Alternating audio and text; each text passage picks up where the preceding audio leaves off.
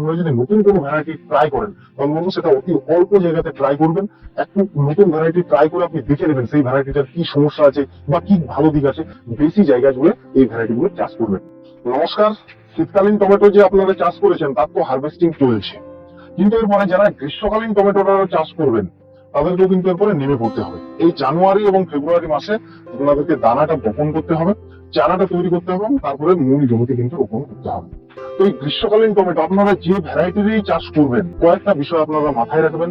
এক নম্বরে যে বিষয়টা মাথায় রাখবেন সেটা হচ্ছে টমেটোর চামড়াটা যেন পুরু হয়। কারণ গ্রীষ্মকালে কি হবে, হিট ওয়েভ যে চলবে, সেই হিট ওয়েভের কারণে কি হবে, ত্বক যদি পাতলা হয় তাহলে ফোসকা পোলার মতো হবে টমেটোর গায়ে, এবং কি হবে, সাদা রং হয়ে যাবে, টমেটোর কালার ফেড হয়ে যাবে, এবং আপনি বাজারে যখন ওই টমেটোটা বিক্রি করতে নিয়ে যাবেন তখন কিন্তু ভালো দাম পাবেন না। তাহলে যেগুলো চামড়া পুরু সেই ধরনের ভ্যারাইটি গুলোই কিন্তু আপনারা সিলেকশন করবেন।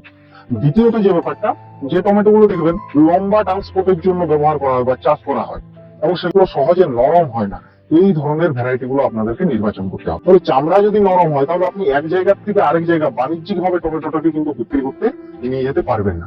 আমাদের ভারতবর্ষ থেকে হিউজ পরিমাণে বাংলাদেশেও কিন্তু টমেটো রপ্তানি করা হয়।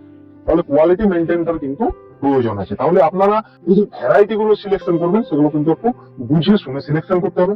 তৃতীয়ত আরেকটা বিষয় আপনাদেরকে মাথায় রাখতে হবে, সেটা হচ্ছে গ্রীষ্মকালে পাতা কুঁকড়া ভাইরাসের প্রবণতা টমেটো গাছে প্রচুর পরিমাণে লক্ষ্য করা যাবে।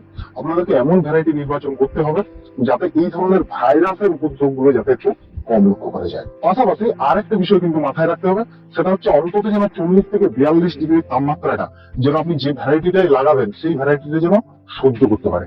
যদি এই অতিরিক্ত তাপ সহ্য করতে না পারে তাহলে কিন্তু কি হবে, প্রচুর পরিমাণে ফ্লাওয়ার ড্রপিং হবে, সেভাবে গাছ ফুল আসবে না এবং আপনি ফলনই পাবেন না। হয়তো গাছ আপনি করে ফেললেন কিন্তু ফলন একেবারেই পাওয়া যাবে না।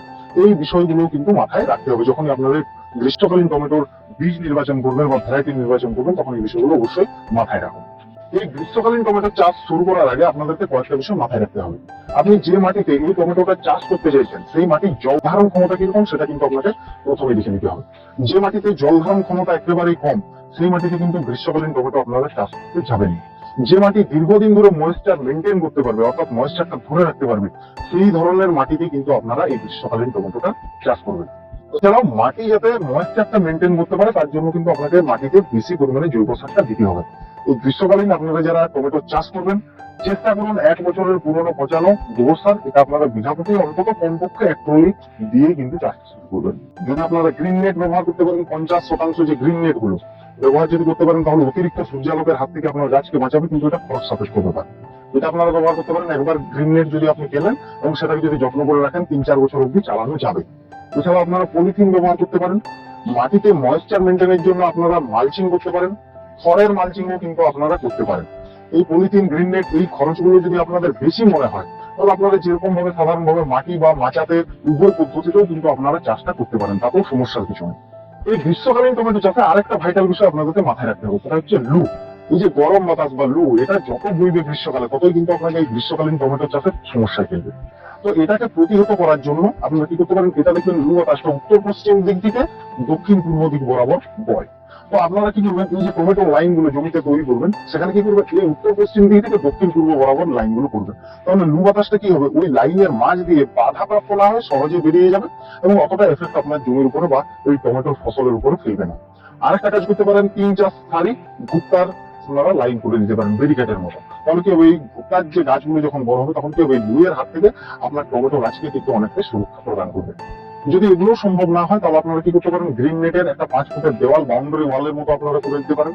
সেটাও কি করবে, এই দমকা লু বাতাসটাকে অনেকটাই প্রতিহত করবে এবং আপনার জমির যে টমেটো সেই টমেটো গাছকেও কিন্তু অনেক সুরক্ষিত রাখতে সাহায্য করবে। বন্ধুরা, আমি এখন যে ভ্যারাইটি গুলো নিয়ে আলোচনা করবো এই ভ্যারাইটি গুলো আমি সিলেকশন করেছি কয়েকটা বিষয় মাথায় রেখে। যেমন মোটামুটি এই ধরনের ভ্যারাইটি গুলো আপনারা যদি চাষ করেন এরা 40 থেকে 42 ডিগ্রি পর্যন্ত তাপমাত্রাটা সহ্য করতে পারে এবং এদের গড় ওজন 80 থেকে 120 গ্রাম মতো, এবং এদের ফার্স্ট হারভেস্টিং আপনার ওই 65-70 দিন থেকে শুরু হয়। কিছু কিছু ভ্যারাইটি আপনার 75 থেকে 80 দিনের মধ্যে শুরু হয়। এগুলো মোটামুটি সব মিলেমিশে আছে এবং আমি এখানে 2 ধরনের ভ্যারাইটিকে বেছে নিয়েছি। একটা হচ্ছে চ্যাপ্টা গোল বা আপেল খেতে এবং একটা হচ্ছে ওভাল বা লম্বা যে ধরনের টমেটো গুলো সেগুলো।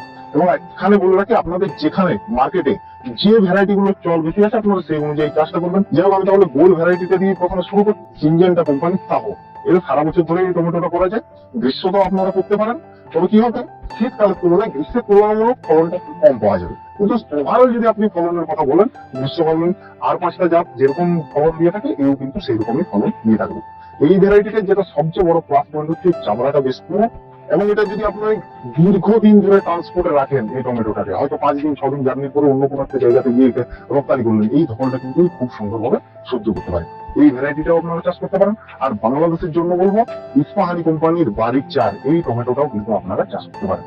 আরেকটা বিষয় আছে, বর্তমানে এই উইল্ডের সমস্যাটাকে কাটানোর জন্য কি হচ্ছে, এখন আপনারা দেখবেন গ্রাফটেড চারা পাওয়া যাচ্ছে টমেটো। এটা মূলত বন বেগুনের সাথে গ্রাফট করে এই চারাগুলো তৈরি করা হচ্ছে। কিন্তু এটাও যে খুব বলবো যে 100% তাও না, ওইরকম ভাবে লাগানোর পরেও উইল্ডের সমস্যা লক্ষ্য করা গেছে, বেগুনে লক্ষ্য করা যাচ্ছে এবং টমেটোতে লক্ষ্য করা যাচ্ছে। তো এই ধরনের এই ভ্যারাইটি গুলোকে নিয়ে এরকম এখন গ্রাফটেড চারাও তৈরি করা হচ্ছে।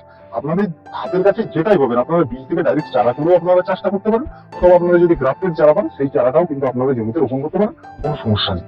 দ্বিতীয় ভ্যারাইটি হচ্ছে বিএসএফ নিউহ্যামস কোম্পানির আরিয়া, বা আপনারা বাংলাতে আজিয়াও বলতে পারেন। এটাও কোম্পানি বলছে 45 ডিগ্রি পর্যন্ত এই টেম্পারেচার সহন করার ক্ষমতা রয়েছে। আরেকটা বিষয়, এই যে ভ্যারাইটি গুলো বলছি সবগুলোই মোটামুটি ভাইরাস সহনশীল জাত, মানে পাতা কুকুরানোর যে সমস্যাটা হয়, সেই পাতা কুকুরানোটা মোটামুটি সহনশীল জাতগুলোই আমি এখানে আপনাদের বলছি। এই আইডিয়া, এই টমেটোটাও গোল শেপের, চামড়াও পুরো এবং ফলনও ভালো পাওয়া যায়। এই টমেটোটাও আপনারা চাষ করে করতে পারেন। বাংলাদেশের জন্য বলবো ইস্পাহানি কোম্পানির বাড়ি 8, এই টমেটোটাও কিন্তু আপনারা চাষ করতে পারেন, এবং বাংলাদেশে এই টমেটোটা বাড়ি 8 বেশ ভালো রকমের সাড়া পেয়েছে। পরবর্তী ভ্যারাইটি সেটা হচ্ছে সেমিনিজ কোম্পানির সক্ষম এবং আশুতোষ। দুটোই মোটামুটি 70 থেকে 75 দিন থেকে ফার্স্ট হারভেস্টিং শুরু হয়। ফল বেশ গোলাকারেই বটে এবং চামড়াটাও মোটামুটি পুরো, এবং এগুলো যদি আপনারা চাষ করেন ভালো ফলনই পাওয়া যায়। বাংলাদেশের জন্য বলবো আপনারা লাল ফিক্সের লাল বাহাদুর, এই টমেটোটা চাষ করতে পারেন। এটাও গোল শেপেরই টমেটো এবং এটাও গ্রীষ্মকালে ভালো ফলন পাওয়া যায়। পরবর্তী ভ্যারাইটি যেটাকে নিয়ে আলোচনা করবো সেটা হচ্ছে কলসের প্রগতি। ফল শক্ত হয়, দীর্ঘদিন ধরে ফল দিয়ে যায়, এবং গ্রীষ্মকালেও এই টমেটোটার পারফরমেন্স বেশ ভালোই পাওয়া যায়। এবং বাংলাদেশের জন্য বলবো আপনারা অলরাউন্ডার, এই টমেটোটারও কিন্তু গ্রীষ্মকালে চাষ করতে পারেন। পরবর্তী যে ভ্যারাইটিটা বলবো সেটা হচ্ছে ফাটাতা রেড পুষ্প। এটাও একটা গোল ভ্যারাইটি, এবং এটা একটা তুলনামূলক একটু আর্লি ভ্যারাইটি বলতে পারেন, কারণ এর ফার্স্ট হারভেস্টিং 60 থেকে 65 দিনের মধ্যে শুরু হয়ে যায়। তুলনামূলক গাছের মারা যাওয়ার প্রবণতাও এই ভ্যারাইটিতে কম লক্ষ্য করা যায়। চামড়াও পুরো, এই ভ্যারাইটিটাও চাইলে আপনারা চাষ করতে পারেন। এবং বাংলাদেশের জন্য বলবো আপনারা সামার স্টার, এই টমেটোটাও কিন্তু চাষ করে দেখতে পারেন, এরও ফলন বেশ ভালোই পাওয়া যায় গ্রীষ্মে। এরপরে লাস্ট যে ভ্যারাইটিটার কথা বলবো হচ্ছে অঙ্কুশ সেক্সের 3689, এই ভ্যারাইটিটা, এটা আপনারা চাষ করতে পারেন। এটা মোটামুটি একটা আর্লি ভ্যারাইটি, ফার্স্ট হারভেস্টিং মোটামুটি 65-70 দিনের মধ্যে শুরু হয়ে যায়। গোল সেটের ভ্যারাইটি, চামড়াটাও পুরো, এবং এটাও যদি চাষ করেন এটাতেও ভালো ফলন পাওয়া যায়। এরপরে মোটামুটি আমি আপনাদেরকে যে ভ্যারাইটি গুলো, গোল ভ্যারাইটি গুলো সারা ভারতবর্ষ জুড়ে এবং আমাদের পশ্চিমবঙ্গে বেশি পরিমাণে চাষ হয়, সেগুলোর কথা আমি তুলে ধরলাম। এরপরে এখান থেকে আপনাদের পছন্দ মতো আপনারা যে কোনো দিক নির্বাচন করতে পারেন। দর্শক বন্ধুরা, আমি এই যে গোল ভ্যারাইটি গুলো নিয়ে আলোচনা করলাম, এবং এরপরে আমি যে লম্বা ভ্যারাইটি গুলো নিয়ে আলোচনা করবো, এগুলো আপনারা মাটি এবং মাচা উভয় পদ্ধতিতেই চাষ করতে পারবেন।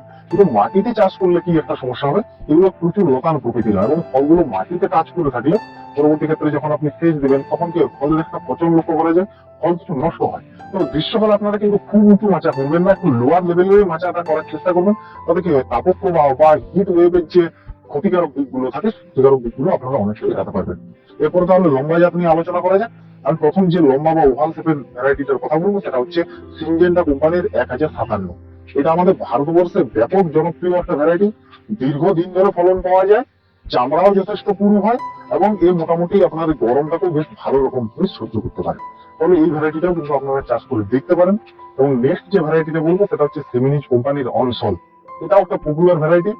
এটি আপনি মাচা মাটি উভয় জায়গাতেই চাষ করতে পারেন। তবে আমি বলবো যে একটু মাচা করতে পারলে খুব ভালো হয়, সবগুলোর ক্ষেত্রে মাচা করতে পারলে খুব ভালো হয়, এবং এতেও প্রচুর পরিমাণে ফলন পাওয়া যায়, চামড়াও বেশ পুরো, এবং এর তাপ সহ্য করতেও কিন্তু ভালো রকম পারে।